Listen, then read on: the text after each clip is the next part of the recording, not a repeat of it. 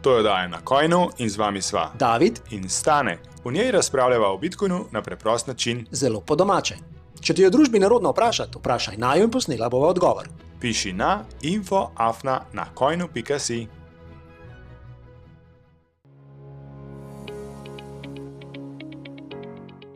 Gremo. Pozdravljeni. Živijo David. Čau. Živijo Aljaž. Hola. Z nama je znova Aljaž, mislim, da že četrtič. Petič. Človek, na katerega se vedno obrneva, ko rabva več odgovorov v zvezi z Bitcoinom, Lightningom, infrastrukturo, tokrat pa tudi AI-jem, kar naj v zadnjem času tudi zanima, ker so nekatere stvari povezane s Bitcoinom oziroma z zasebno uporabo AI-ja. Aljaž, hvala, da si se vzel čas in se nama pridružil, pa kar začnimo s vprašanjem. Izvolite. Ja, se vemo, da pač ustrajamo z epizodom, dokler nismo vsi cancelled, tako da dajmo probati tokrat. Ful veliko se dogaja v svetu AI, oziroma vsaj tak občutek imamo.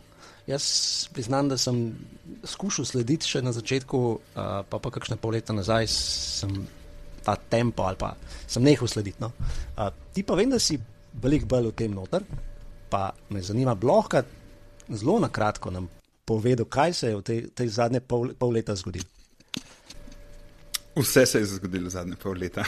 V bistvu si izbral zelo slab cajt za nehati spremljati, zaradi tega, ker je v bistvu konc leta se za veliko ljudi v bistvu jim preklopili, zaradi tega, ker so vsaj modeli, pač frontier modeli od OpenAI, pa Anthropic hratali toliko dobri, da so nekako odprli oči tudi tistim, ki so bili prej malo bolj skeptični, koliko dobri so oziroma koliko dobri so ti modeli oziroma kaj lahko dejansko sami naredijo. Tako da od konec decembra dalje so se stvari začele še bolj eksponentno razvijati kot kar prej. To je super, sprav, nič trkač, kot ponovadi, kak upam, ne? Kak upam gre zmerno navzdol, tako da ta prav timing. Ja. No, Aljaž, kaj to pomeni? Je ta razvoj omogočil ta OpenClaw, odprtokodni projekt, ki ga je potem OpenAI oziroma tega človeka nekako pohopsal, ampak ker je bilo vse open source, so to pograbili drugi razvijalci. Kaj je bilo tisto ključen preboj pri takem razvoju ali pa spremembi v AI? Ne, to nima nobene veze z OpenClaw, oziroma to je ločena zgodba. Prišla je nova generacija modelov ven decembra, oziroma Anthropic je decembra izdal Opus 4.5, tako da ki je bil res precej bolj inteligenten kot kar prejšnja verzija in je lahko samostojno, sploh kar se tiče pisanja kode pa tehničnih zadev, so tudi skeptiki šli iz tega, da vsake toliko cajta, ki je uporaben, ga naredi do tega, da ne pišemo več kode, ampak se sam še pogovarjamo z računalnikom, ko bi radi imeli. In če smo rekli, da je bilo konc leta neka zelo prelomna točka, kar se tega tiče, smo zdaj 6 mesecev kasneje še precej naprej od tiste prelomne točke. In v resnici tudi vsak dan tako uporabljaš AI, da se z računalnikom pogovarjaš? Ja. In deluje? Mislim, deluje do velike mere. Ni, Koliko je to? A je treba za njim kaj, rečemo, za programiranje? A za njim kaj gledaš, preverjaš? A kako to gre? Ker si predstavljam, da tudi sam za preverjanje ogromen cajta lahko porabiš, ne?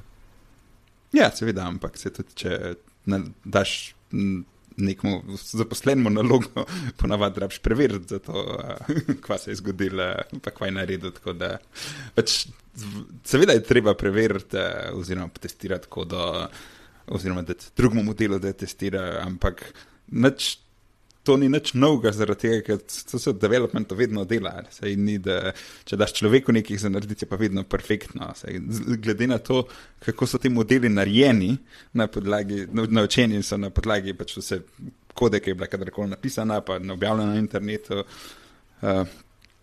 To pomeni, da se je model naučil pisati slabo kodo na podlagi kode, ki so jo napisali ljudje. Tako da iz tega lahko sklepamo, da ljudje niso fenomenalni pri pisanju kode, tako da ne nadomesti potrebo po tem, da dejansko preveriš, kva dela, je pa v veliki primerov, saj za večino stvari AI model danes že precej boljši v dosti stvarih, kot nek smrtnik. Verjetno tudi ta preverjalnik narediš z AI-jem, ki sam sebe pol preverja, ali kaj? Tak, recimo, ja.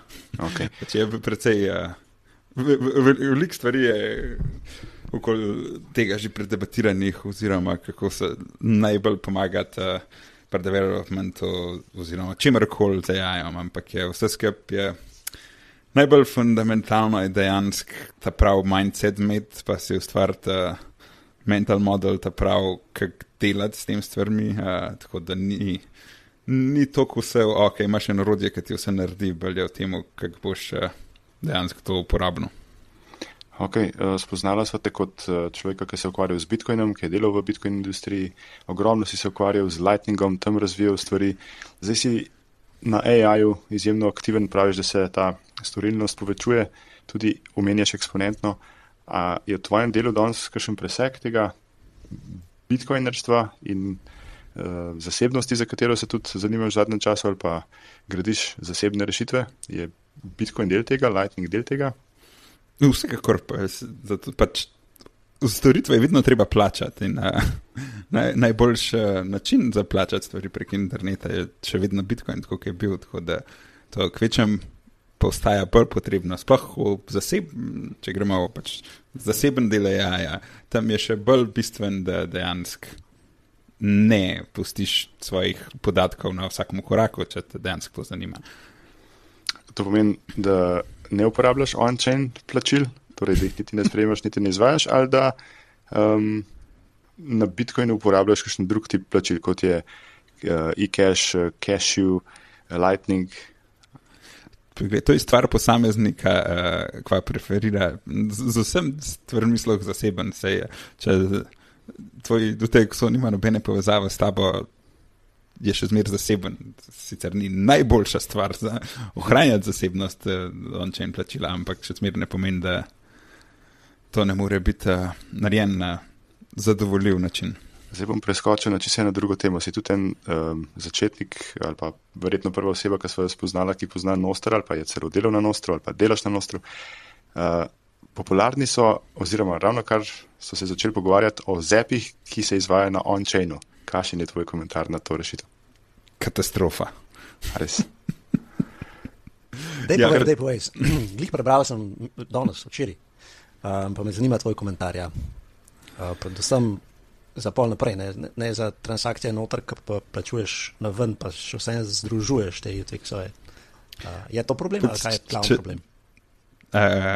Mislim, da sem postal nekaj na temo, da pač on-chain ZEP-i so pač mal milejša verzija assassination marketov, so kidnapping market, se pravi, pač imaš javni seznam, je kdo dubu, pa če dejansko še ima ta Bitcoin, se pravi, pač če jaz pošiljam on-chain ZEP-e stane to pa teb, bomo vsi na svetu vejo, da je kakšno količino zdubu, plus, če še imaš dejansko to količino Bitcoina, kar pomeni, da je v primeru, če dejansko vseh 5 poslušalcev pošle po en Bitcoin. Kar probite? Donira, kar probite. On-chain ZEP-e, to pomeni, da jo vsi vedeli in pojto, če ste že predstavljali ta denar, ali se vaju splača najdeti, pa ta cash dobiti od vaju. In glede na količino raznih zabavnih avantur, ki jih ima folk, ki jih je, ne vem, zdoksala država ali kdo drug, recimo v Franciji se dogaja veliko zanimivega na to temo. Tudi v Sloveniji stano je bil poskus predloga, da bi nekaj podobnega naredili. V predlogu sicer ta del ni bil omenjen, da bi nekdo prodal te podatke, ampak tiste zgodi kasneje. Je jasno, da jih bo. No, se pravi, to rešitev je nekdo naredil zato, ker se jo da, ne zato, ker je dobra. Koliko je tega v AI-ju, na področju, kjer se danes ukvarjaš, kjer danes služiš kruh, koliko folk v AI-ju dela stvari samo zato, ker se jih da, ne zato, ker so dobre? To je za vso tehnologijo je več ali manj tako, da pač se proba narediti vse neumnosti, ker se jih da.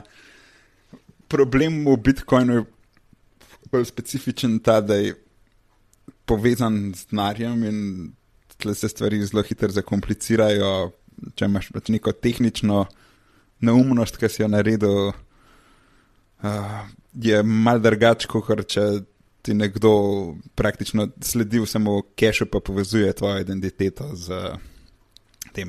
Ogromen dela je v tem ekosistemu narejenega, da se bi probali tega losati, hkrati pa se delajo take neumnosti, pa si ja, ok, eksperiment, whatever. Problem je samo v tem, da je to enkrat v Apple obstaja, folk začne uporabljati, pa glede na to, da je povprečen IQ ljudi na sobni temperaturi povsod, je mogoče fino imeti. Slišal, David, spet ne je žal. Svetle pri meni je predvsej toplo, tako da ste kar v redu. Je pač fino imeti defaulti, ki so zelo v redu, ne, sej boš mogel razumeti vse, pa mogoče noš prstov na seznamu ljudi, ki se objavljajo, taj pa tok Bitcoina dobil na nostro. Ja, jaz, ko sem to šel pogledat, kako bi on-chain zapal, ker v resnici me to presenetilo, se mi je zdaj, da je to iz vidika zasebnosti malo neustrezna rešitev, sem ugotovil, da je kar, vsaj v Primalu, to zoprno pošiljati in ker smo ljudje malo leni pa neumni v povprečju, dvomim, da se bo to množično uporabljalo. In zapi so na drugi strani super enostavni, delujejo praviloma, ful malo je treba nastaviti, da delujejo, ne tisto denarnico povezati v Primalu, niti to ne, ker je zdaj denarnica kar v Primalu. Tako da ne predstavljam si, kako bi on-chain zapi bili bolj enostavni kot Lightning zapi. In mogoče že to je ena velika prepreka, da jih folk ne bo uporabljal, če se bodo sploh obdržali v aplikacijah. Dvom, da so jo obdržali, ampak obstaja precej boljših načinov. Vse zdaj so tudi neke silent payment implementacije že prišle ven, ampak predvsem je totalno nesmiselno, razen za velike zepe, zaradi tega, ker pač ne vem, koliko vidva zepa ta okolo, ampak jaz jih ne pošiljam po 10,000 cecov ali 100,000 cecov, ponavad. V bistvu dostkrat, ampak ne toliko redno. Seveda, so tudi osnovne nastavitve take, da tudi neukega uporabnika ne govorijo, kakšne vsote naj bi se pošiljale, da nekdo ne vtipka kaj neumnega. Omenil si silent payments, če ta intervju izrabim še za to Bitcoin temo, opazili smo, da je Craig Raw, avtor Sparrowa, izdal, kako je naslov tistemu elektromu Frigata, nekaj tazga, če sem si prav zapomnil, da podpira silent payments preračunavanje. Kako ocenjuješ to infrastrukturno pomoč za silent payments, se bo prijel? Nisem še uspel updatati Sparrowa, pa dejansko potestirati, ampak zelo malo je še dejanske uporabe, sicer se pojavlja, ampak mislim, da od walletov je Cake, vem, da ima silent payment. Sprejemanje, ja. Ja. Pošiljanje je bolj razširjeno, sprejemanje je manj razširjeno, ampak Sparrow bi lahko mogoče marsikomu, da bo začel sprejemati. Ni pa to sam Sparrow, je treba nainštalirati tudi tisti njihov Electrum, Frigate. Ja, ker bo spet ja. Še en barrier.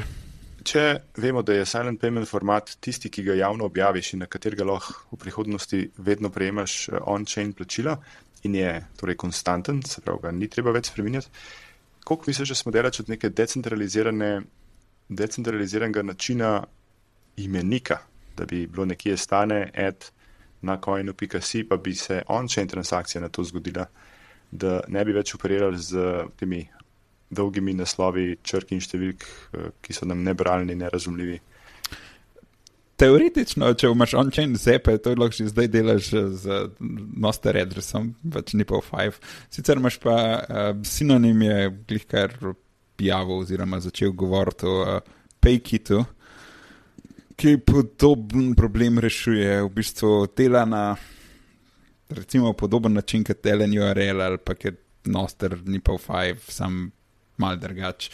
Cel point je, da če imaš, ne vem, stane na konju, pa David na konju, lahko ti se dejansko tvoj wallet preveri, ok, David ima ta 3 plačila na voljo, ne vem, sprejema USDC na Polygonu, cash v kuverti pod šankom, pa Lightning. In ti ugotoviš, ok, imam Lightning, bom z Lightningom plačal.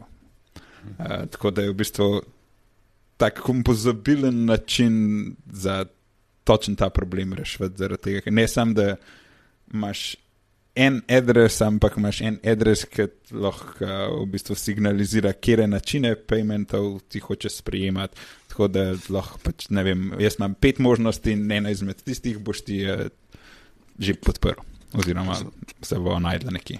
Razumem. In hkrati po tem naslovu, ki je človeku razumljiv in bralen, ravno tako ne moramo preverjati zgodovine prejemkov, ne?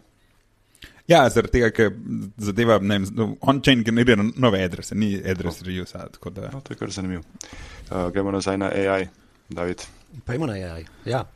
Preden gremo na zasebnost, zdaj bomo malo smo to že v prejšnji epizodi povedali, ampak da Aljaž, malo nam razlož, kaj vse dajemo podjetjem, ki nam ponujajo te AI storitve.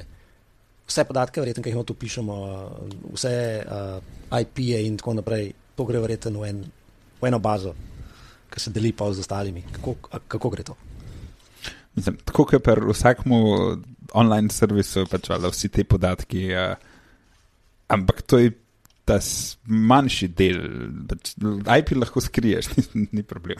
Problem je v tem, da je težnja po tem, da boš delil vse možne podatke z AI-jem, neverjetno velika, zaradi tega, ker zadeva toliko boljša, več, ki ve o tebi, zaradi tega, ker si pač zapolni si vse in potem lahko se pogovarjaš o kakršnikoli problemih, imaš karkoli rešuješ, več, ki ve o tebi, boljši profil si zbil, da pač velikrat ljudje so precej bolj iskreni z ChatGPT-jem, kot tudi z njihovim ženam ponavadi.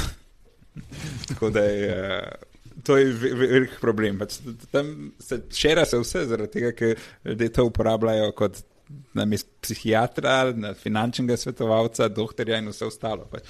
Tako da verjetno za enega povprečnega power userja, oziroma nekoga, ki konkretno uporablja to, ChatGPT oziroma karkoli Claude, če uporablja, verjetno največja zbirka osebnih podatkov, ki obstaja v tem človeku. Saj osebnih podatkov, ki so zelo kritični do velike mere, ker pač folk uploada rezultate od testiranja krvi pa vsega možnega, ali pa pogodbe, stvari, ki jih bil z odvetnikom šeril, take zadeve, tako da tam je vse. No in tukaj gremo še dlje, ne? V bistvu na vseh telefonih, na vseh računalnikih, vseh programih na računalniku telefonov v bistvu nam turajo AI zraven. Tudi Google, ne, mislim, da ima zdaj nov operacijski sistem. Stane zanč rekel, ali kaj se že naredil? Ima novo linijo prenosnikov, na katerem bo operacijski sistem izviral iz Androida. Ne bo Chromebook, ne bo Chrome kot operacijski sistem, ampak bo neka verzija Androida. Ja. No, sem mislil, so zraven še zapekli, da sploh ne moreš trkač, kot da AI uporabljaš. Dvomim, da ne bi bilo tako. Mislim, da ne. Ja. Se pravi, tudi na Androidu že, če uporabljaš, ne vem, na Pixelu imaš že po defaultu uporablja AI za cel kup stvari. A ka vemo, ali to tiska nam reče, boš uporabljal Gemini ali kaj, ali ka sploh ne vemo, da jih uporablja? Ja, ampak tudi ne vem, za fotke ti popravlja, cel kup takih stvari v zadju se lahko zgodi, oziroma je možno uporabljati. Tako da ni vsa uporaba slaba, pa je problem uporaba, ki se dogaja izven devajsa. Ok. No, se pravi, tukaj se zgradi, to, kar se rekel, tukaj se gradijo osebni podatki, baza podatkov o meni. In zdaj pa gremo na drugo stran, se pravi, zasebna uporaba AI-ja. Da nam to malo razloži, kako se sploh uporabnik, kako lahko sploh to naredimo, kako lahko to izvajamo. Rabimo kakšne posebne aplikacije, so posebne strani, so to storitve, kako to izgleda? Zadeva se skozi bolj razvija, v angleščini se temu reče confidential inference. Način, kako zadeva deluje, je, če povežemo malo z Bitcoin svetom, je za zelo laično primerjavo za ljudi, ki uporabljajo hardware wallete, obstaja način, kako uporabljati open source modele na podobnem principu, kot delujejo hardware walleti. V smislu, cel proces se izvaja na GPU-ju v šifriranem načinu. Kaj GPU, da bojo vedeli tisti, ki to ne poslušajo? Gremo od začetka. GPU je pač grafični procesor, na katerem laufajo modeli, kar je pač modeli, to, kar je odzadnji za ChatGPT-om, so GPT modeli, ali pa Anthropic ima Sonnet, pa Opus, ker v osnovi so to zelo poenostavljene nevronske mreže, ampak ne rabimo iti preveč v detajle v ta del, ker sam izvajajo računske operacije. In te računske operacije se izvajajo na specialnem hardwareu, ki smo ga včasih uporabljali za to, da smo igrali igrice, pa smo ga uporabljali za to, da smo minali kripto, zdaj ga uporabljamo za AI in zato je tudi vse skozi dražji, zaradi tega, ker je use case skozi boljši. Ampak ja, se pravi, so namenski hardware, seveda od tistega, ki ima toliko računalnikov doma, do tega, kjer laufa to v datacentrih, pa laufa te velike modele, je par nul razlike v ceni in kompleksnosti hardwarea. Ampak obstaja način, kako na temu hardwareu laufati stvari popolnoma šifrirane na ta način, da so podatki šifrirani tudi tekom obdelave, kar pomeni, da tudi s fizičnim dostopom do hardwarea teoretično ne moreš priti do teh podatkov. Okay. Ali je to kaj povezan z napovedjo Ledgerja, da bo v prihodnosti delal neke podpisnike transakcij za AI agente? Pojma nimam, kaj je Ledger začel početi, ampak... Okay. Ja, zdaj, jaz nisem čisto razumel, a je to sam buzzword, ki ga morajo uporabljati, da so kao del te AI revolucije, ali bodo res obstoječe hardware wallete uporabljali za, verjamem, da ne za računanje česarkoli, ampak za podpisovanje agentov ali pa neko avtentičnost agentov potrebovali prek teh hardwareov. Nisem pa še nič zasledil konkretnega, kar bi lahko... Moram dejansko pogledati, kaj počnejo. Sicer ne vem, kva bi podpisovali z dejanski inference, ampak si v bistvu omenil en ključen del tega, ker tehnologija, ki omogoča zasebno obdelavo teh podatkov, ključen del tega je tudi, da vedno atestira, se pravi, provajda dokaz o tem, v kakšnem okolju to laufa, kar pomeni, da tako, ko imaš na hardware walletu, ki vedno pogleda, ok, to je ta pravi čip, bla, bla, bla, firmware, itd. Isto se dogaja tukaj z GPU-ji in ista tehnologija obstaja tudi na serverjih za general compute, tako da dejansko lahko preveriš. Računalnik ti lahko pove, da laufa v točno določeni konfiguraciji s točno določenim softverom in da ta software laufa v šifriranem načinu. Ok, smo v neki temi podpisovanja, pa preden gremo naprej na tvojo zasebno storitev AI, bi vprašal še, ali je kakšna boljša rešitev za hranjenje zasebnega ključa, s katerim se prijavljamo v Nostr aplikacije? Na začetku smo rekli, da hardware walleti niso primerni, zato ker je itak bilo treba iz hardware walleta pastati v brskalnik ali pa nekam ta zaseben ključ, in ko že enkrat pastaš, je vse, če ga ti prej hraniš na v zelo varnem okolju, ker ga potem razodeneš lahko v brskalniku ali pa kakšnemu softveru vmes. Je handling zasebnih ključev za Nostr že kaj boljš rešen? Ja, v bistvu to je en izmed use caseov stvari, ki jih zdaj delam, je tudi to. Sicer je Artur, mislim, da en let nazaj imel en demo, ne vem, če poznata NSEC Bunker. Sem slišal, nisem pa nikoli še gledati, kaj to je. Zadeva je v bistvu remote signer v smislu, da pošleš request za podpis določenega posta in nekje pošleš na relay na Nostr in tvoj bunker vedno posluša. Dela zelo podoben kot Nostr Wallet Connect. To zelo poenostavljen. Kar pomeni, da imaš lahko svoj privatni ključ na enemu serverju, ki ga imaš doma, ki ti laufa in ti tam podpisuje glede na pravila, ki si jih ti določil. Se pravi, ti si zgeneriraš en throwaway ključ, ki ga ne rabiš načeloma, oziroma ki je vse en, če ga zgubiš.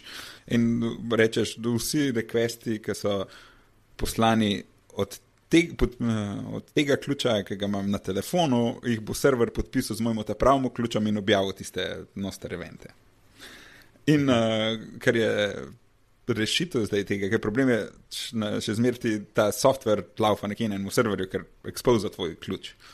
Ampak, če to zadevo damo v dejansko šifrirano okolje, kar je v bistvu confidential computing, kar je zdaj rešitev, ki jo jaz spravljam skupaj, to pa je pomeni, da so podatki vedno tudi znotraj obdelave šifrirani, kar pomeni, da teoretično noben ne more priti do tega ključa, kar naredi celo zadevo precej bolj varno. Ok, to se je slišalo bistveno bolj zakompliciran kot hranjenje zasebnih ključev za Bitcoin na hardware walletu. Povej nam zdaj, kako bo tvoja rešitev to olajšala?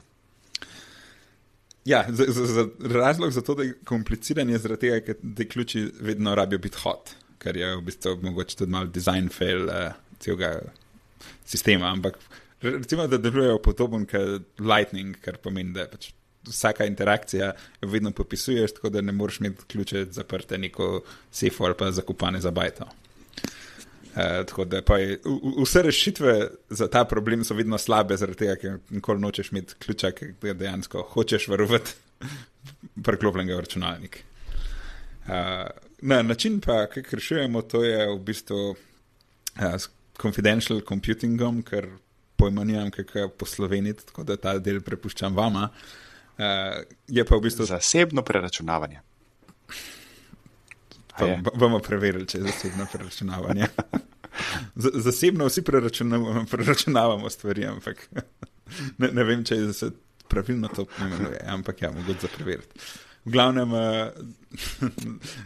skoliko sem omenil prej, je zadeva laufa na način, da se znotraj hardvera, se pravi v tem primeru procesorja v računalniku, ustvari nekak, rečemo temu, virtualiziran računalnik, ker laufa kompletno šifriran, se pravi, je nek mehurček znotraj hardvera, ki se je v bistvu skrit tudi pred hardverom samem.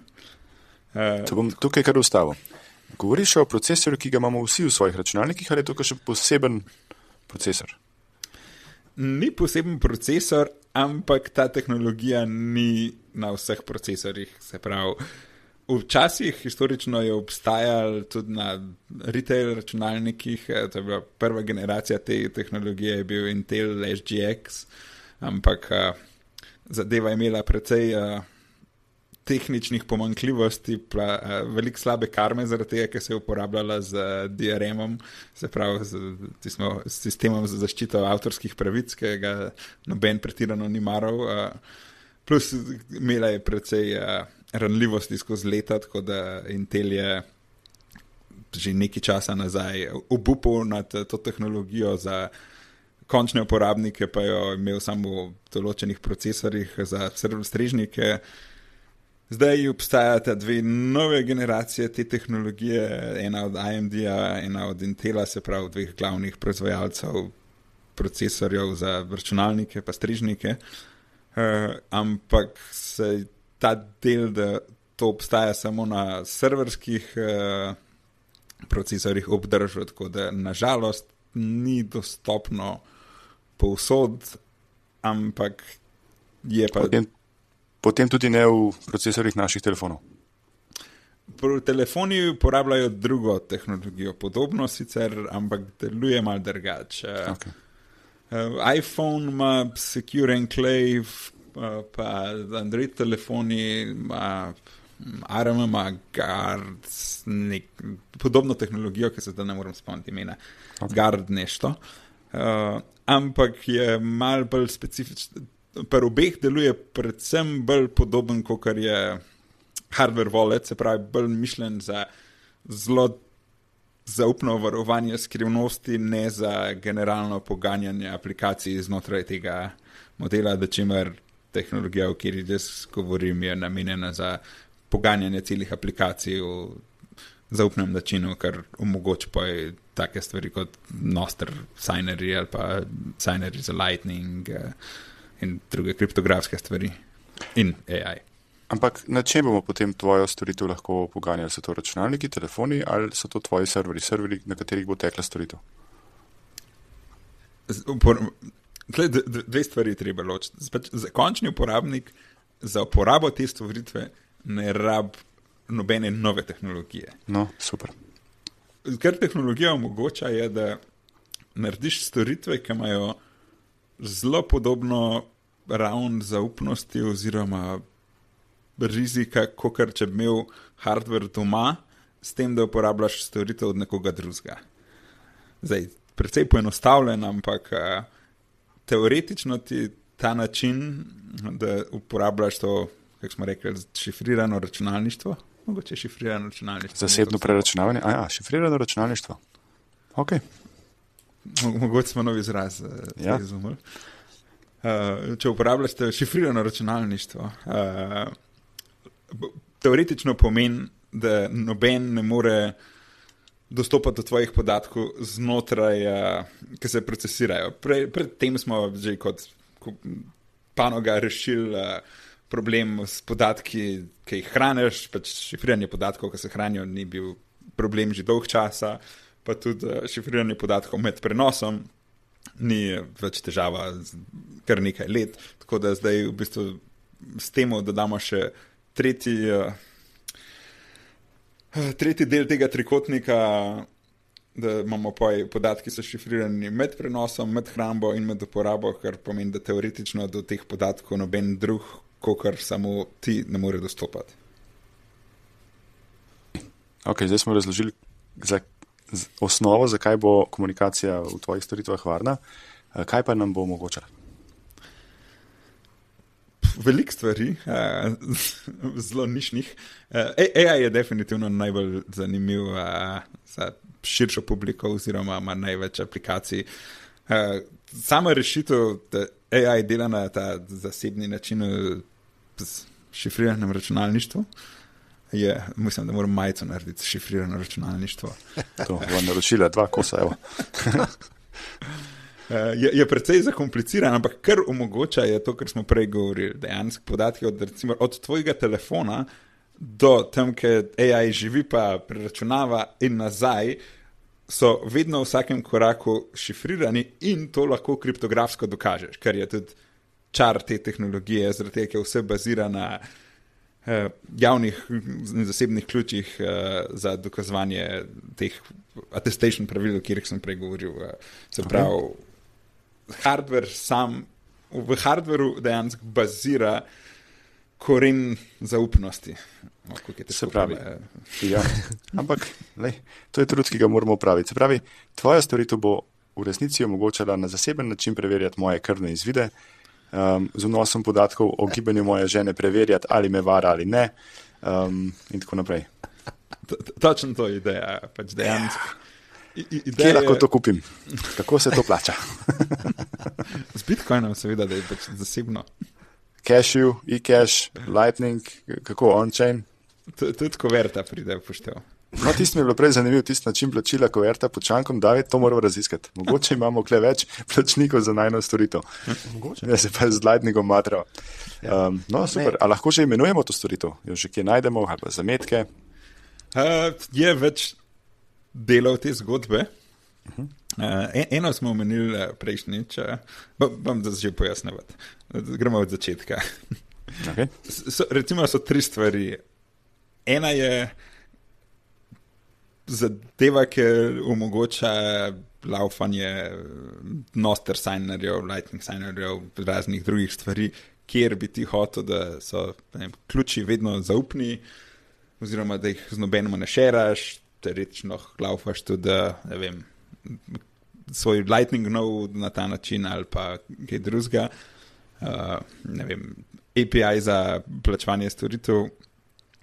To je en del, ker je v bistvu platforma za šifrirano računalništvo, ker poenostavljen, kar zadeva bo počela, je, da lahko generalno kakršenkoli relativno preprost aplikacijo, ki jo zdaj laufaš na bilo kje, recimo svoj LMBits, če mogoče poslušalci poznajo, ali pa kakšne take stvari iz Bitcoin sveta, laufaš na drugi infrastrukturi na zaupen način, kar pomeni, da noben ne more priti do tvojih ključev, ki si jih dal noter za, ne vem, dostop do svojega Lightning noda ali česarkoli drugega, ali pa tvojega noster NSEK-a. To je en del zgodbe.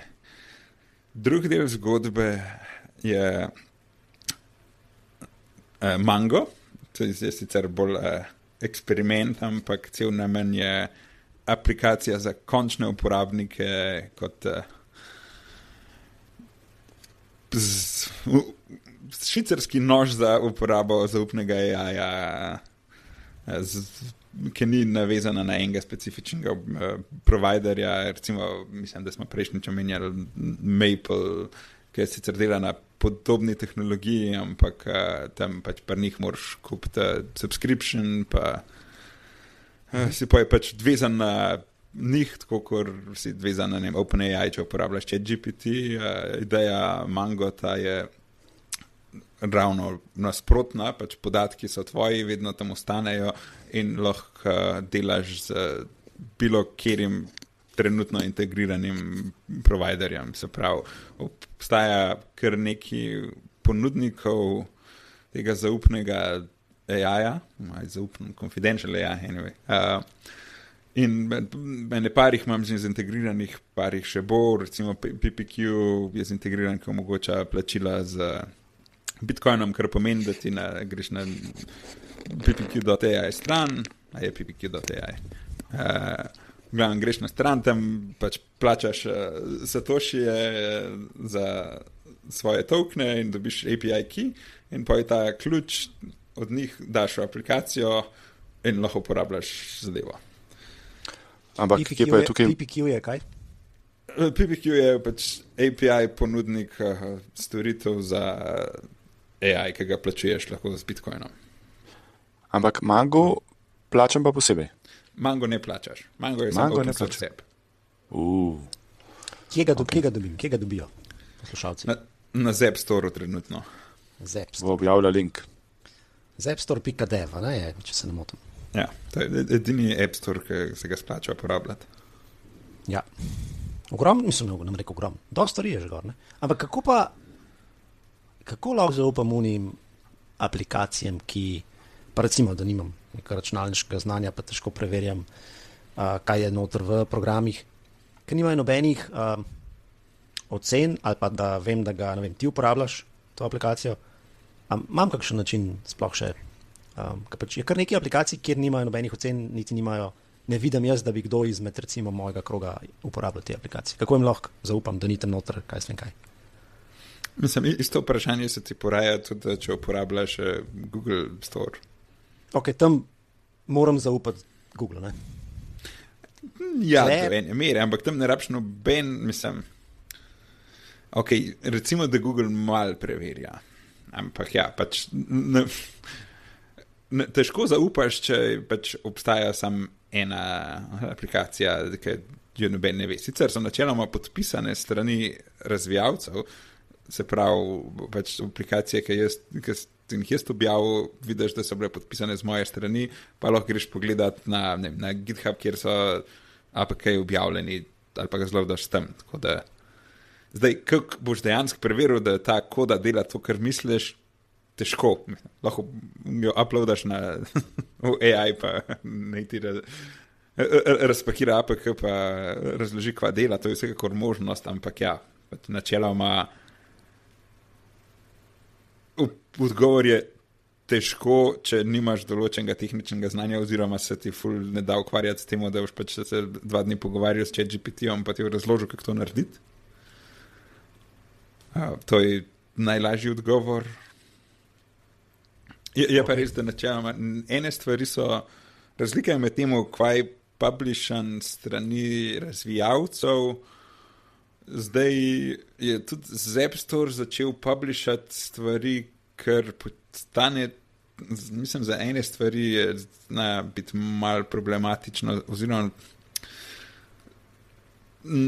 mislim, da ne delajo ekstremnega vettinga, ker mislim, da je ne par tednov nazaj, možno, da je že par mesecev bil en problem, da je nekdo kloniral repozitorij, mislim, da Wispa ali enega Noster klienta, pa se nekaj igral in je, pozabil sem že po kakšnem postopku, tudi njegov klon aplikacije prstal na App Store objavljen, tako da je mogoče ne nujno full vettinga, da stvari prstanejo. Tam sicer ni bilo pač nič mališe, sem pač ena razvojna aplikacija je bila tam, ampak je mogoče malo za preveriti, oziroma pač uporabljaj stvari, ki jih vidiš, da jih uporabljajo ostali ljudje, se to je nekako namen celega. Jaz bom gledal, kako uporabljaš ti Tom Dozloadu. Jaz praktično sam še z App Store uporabljam na telefonu. Ja. Tudi jaz imam tretjino, polovica mogoče, no? Aplikacij s tem. To samo pomeni, da imaš cel kup bančnih aplikacij, ki niso tam. Nimam jih cel kup, ampak ja, imam pa nekih, ja. Drži. Sicer na grafinu imam določene omice, ampak ja, vemo. A si to že rešil? Kako na grafinu kaj že, brezstično plačevati? Ali nisi nikoli sem... Lightning nima teh težav. Lepa. Gremo naprej. Mango app. Vem, da imaš še kar nekaj teh. Dajmo povedati, kaj vse delaš. Se pravi, ta je za končne uporabnike. Kaj pa, imaš kakšno drugo rešitev, kaj za firme? Ja, ta je v bistvu enklava.ai, to smo že prejšnjič omenili, je drug del te zgodbe. Se pravi, ena je trenutno še sajt ni online, ampak je enklava.dev, kar je v bistvu infrastruktura za zaupne aplikacije. To bomo v kratkem hopefully releasali. Ker bo pač lahko, recimo temu kot Amazon sam za zaupne aplikacije, zelo poenostavimo, kjer bojo lahko drugi razvijalci ponujali njihove rešitve v takem načinu, kot smo govorili, se pravi za razne zadeve, ki rabijo biti skrite. Druga je pa... Ja. A vidiš tukaj, da se pravi povpraševanje firm, ki imajo osebne podatke uporabnikov in jih ne so toliko razmišljajo, da jih ne bojo poslale Microsoftu pa Googlu in ostalim in so pripravljene take storitve ali pa iščejo take storitve, ki jih bodo ponujali. Tukaj najbolj zabavno, da je v bistvu najbolj cypherpunk rešitev je tudi najboljša za regulativo, ker pomeni, da če uporabljaš confidential computing, si dejansko compliant z vsem data protection, AI in vsem ostalimi zadevami, kar se tiče evropske regulative. Tako da je v bistvu z te strani definitivno rešitve, ki se jih lahko zgradi na te tehnologiji, rešijo veliko firmam kakšno preglavico. Tako da sploh, kar se tiče confidential AI-ja, je, mislim, da za ogromno podjetij veliko zabavnih stvari, ki se jih da narediti, brez tega, da padeš v nightmare z vso birokracijo, ki jo imamo v tej predragi Evropi.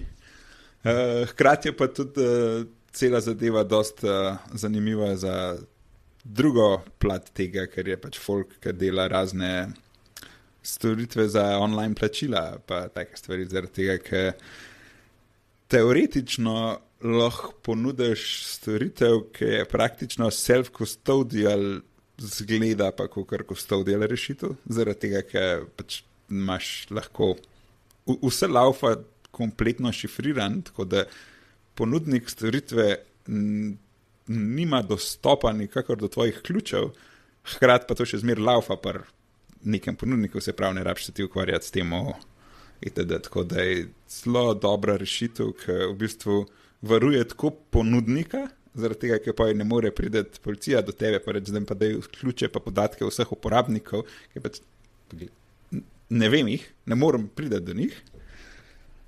Hkrati pa varuje tudi uporabnike pred isto zadevo. To je zelo zanimivo, ja? In koliko daleč ste tukaj pri tem? Je to, kako prej si rekel, to je ta del, ta drug del, ki ste že zunaj? Ali imate še kaj za? To bo trenutno je v zadnjih fazah testiranja, pač nekaj tednov, recimo, do naslednjega podcasta. Se pravi, ta drug, ki si prej rekel za enklava.dev, če sem prav razumel? To je to, ja. Nekaj tasga? Ja. To je ta. Ja. Infrastruktura je pa to, kar ti delaš, prav razumem. Se pravi, infrastruktura ponujaš ti, pa to platformo, firme, developerji, firme, developerji pa pač lahko to koristijo, ne? To je to. Tako. Mislim, cela platforma bo open source, tako da načeloma lahko. Čar tega je, da rab in tako vse biti open source zaradi načina, kako dela ta šifrirano računalništvo, se pravi, zato, da lahko ti zagotavljaš, da jaz tvojih podatkov nikakor ne shranjujem, pomeni, da ti moraš vedeti, kakšen je programsko okolje, v katerem laufaš, kar pomeni, da mora biti objavljen nekje in na način, da lahko ti preveriš, da podpisana koda oziroma pač image, kontejner, kakorkoli, laufa na tistem strežniku, s katerim se pogovarjaš, se pravi na podlagi tega, ki je podpisana s certifikatom, s kijem, ki obstaja samo znotraj CPU-ja, se pravi znotraj procesorja, lahko vidiš, kjer je točno specifična koda laufa na temu specifičnemu hardveru na šifriran način. In s tem v bistvu zgradiš celo zaupanje v to. To si tako komplicirano razložil, da ti jaz zaupam že sam po sebi, tako da krasno.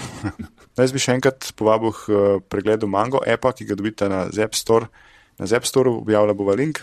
Še dve vprašanji, Aljaž, na kratko. Strah, da bo kvantni računalnik razbil Bitcoin kriptografijo, kaj praviš na to? Kratek komentar. Mogoče. Super. Poleti se nam obeta fork Bitcoina, eCash od Pavla Storca oziroma Truthcoina, kot se imenuje na X-u. Kako komentiraš to potezo? Je bistra? Stok Ljubljana. Super, torej ne uporabljate, paste se. A so open source modeli zdaj že ful boljši AI, kot so bili prej? A so kaj dohteli? Ja, vsekakor. Če si jih uporabljal nazaj, recimo, da so open source modeli zdaj toliko dobri, kot so bili 6 mesecev nazaj, pač modeli od OpenAI-ja. Se pravi, tam, ko sem jaz nehal spremljati, tam približno. Ne vem, recimo, da je 3 do 6 mesecev razlike, mogoče malo več določenih stvari, ampak ja, pač da se za open source modeli delati praktično skoraj vse že. Super, open source for the win. Ja, še ena stvar. Te, ki nabirajo vse podatke, ki so poskrepali cel net, a lahko se zgodi, da bojo za našo naslednjo generacijo v bistvu prepisali zgodovino? To se že dogaja. Okay. Zgodovina je vedno prepisana.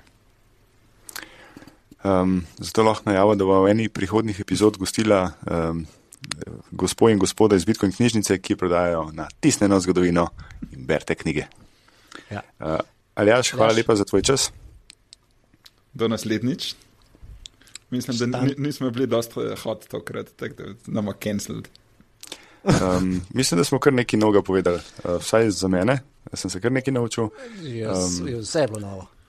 Upam, da bodo ljudje nekaj truda vložili poslušanje, mogoče bo treba kakšno stvar dvakrat si zavrteti, ampak zagotovo je bilo vredno. Šifrirano računalništvo. Ja.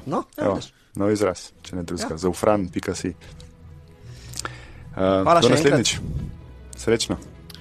Tudi vam.